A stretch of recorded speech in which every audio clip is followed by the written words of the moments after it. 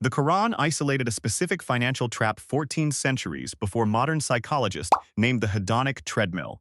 This ancient text warns that your obsession with accumulating more is actually a severe neurological distraction. Are you trapped in a cycle of earning just to buy things you don't even need? Drop a comment below if you have ever felt trapped by this modern consumer cycle. Your brain is hardwired to want more resources. Early humans needed accumulation to survive harsh winters, but modern society exploited this survival mechanism. They turned a biological survival tool into a prison. The ancient text calls this trap Al-Takathur. It means the fierce rivalry for worldly increase. It's not just about wanting money. It's about wanting more than the next person. It's a competitive game with no finish line. You buy a faster car to beat your neighbor. You buy a bigger house to prove your worth. Psychologists today call this the hedonic treadmill. You run as fast as you can to stay in place. Every purchase gives you a quick hit of pleasure. That pleasure is just a short spike of dopamine.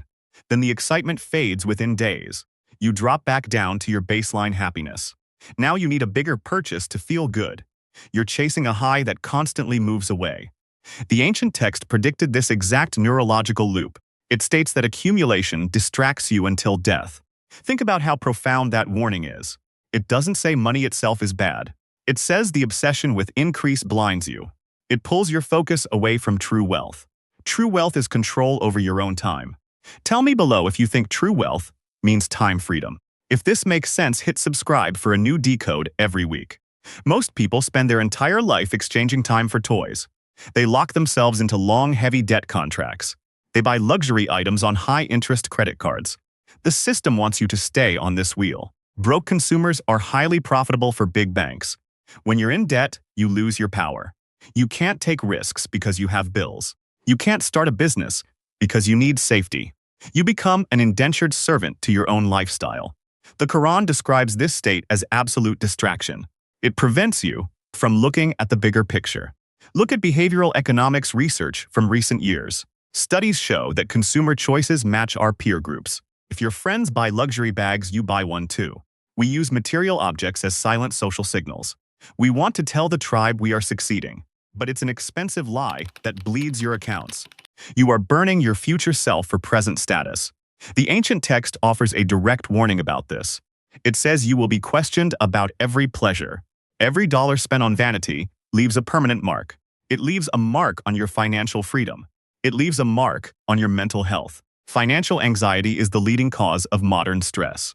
People lie awake at night sweating over interest rates. They stress over car payments they can barely afford. They are living a high life on a hollow foundation. Share your thoughts below. Have you ever bought something just for status? If this is making sense, hit subscribe right now. Let's break down how the trap actually works. It starts with a tiny compromise in your budget. You get a small raise at your job.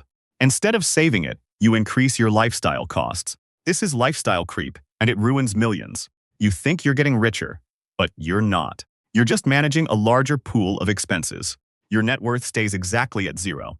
The ancient text emphasized the concept of stewardship. You don't actually own the money in your hands.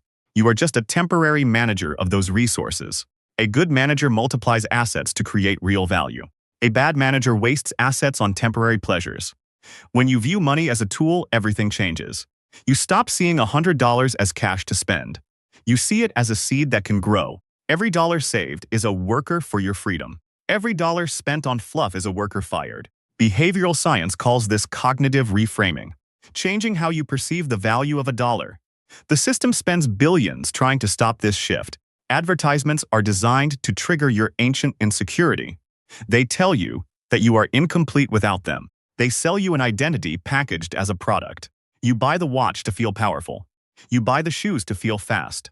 But the insecurity remains exactly where it was. Scripture names this inner void the endless desire. It says man would want a second valley of gold, even if he already possessed a whole valley. Drop a comment below. Does human desire ever truly stop? Hit subscribe if you want to break these mental loops. Nothing physical can ever fill a psychological hole. True abundance is a state of mental clarity. The Arabic term for this is Qana'ah. It translates roughly to soul-deep contentment. Contentment is the ultimate cheat code in finance. If you don't need much, you can't be controlled. You don't have to tolerate a toxic workplace. You don't have to take bad business deals. You operate from a position of absolute power. The rich stickman character understands this deeply. He uses money to buy assets that generate cash. He doesn't use money to impress random strangers. The trapped stickman character does the exact opposite. He works hard but uses debt to buy illusions. He is constantly chasing the shadow of wealth. But shadows disappear when the light fades. Economic recessions act as that fading light. When the market crashes, the illusions melt away. Only those with real assets survive the storm. This pattern repeats every single decade, without fail. Yet society refuses to learn the ancient lesson. People keep falling for the exact same trap. They build their houses on shifting sand. Then they wonder why the walls collapse down. True wealth construction requires a solid spiritual base. It requires mastering your base primal impulses. It requires saying no to instant gratification. Write a comment below. Are you ready to change your habits? If this is bringing value, hit subscribe today. Let's look at the data on multi-generational wealth. Most wealthy families lose their fortune by generation 3. Why does this happen so consistently across history? Because the first generation builds with discipline. They understand the sacrifice required to grow assets. The second generation witnesses the hard work. But the third generation only sees the consumption. They fall straight into the Al-Takathur trap. They consume everything until the vault is empty. The ancient scriptural warnings were written for them. They were written to preserve families from self-destruction. If you master your mind, you master your money. It is never about the size of your paycheck. It is always about the size of your discipline. Stop letting marketing agencies dictate your self-worth. Stop playing a competitive game you can't win. Start building real assets that buy your freedom. Invest in your mind and your technical skills. Give charity to break the grip of greed. Charity is the ultimate neurological disruptor for hoarding.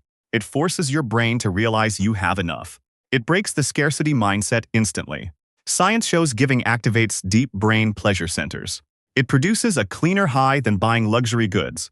Scripture told us this thousands of years ago. True wealth increases when you give it away. That's the ultimate paradox of financial psychology. Modern neuroeconomics is finally proving what ancient texts stated with absolute certainty. Your financial destiny is decided by your internal spirit, not the economy. If this changed how you see things, hit subscribe. New decode every single week right here on this channel. Tell me below, which ancient financial trap are you breaking first?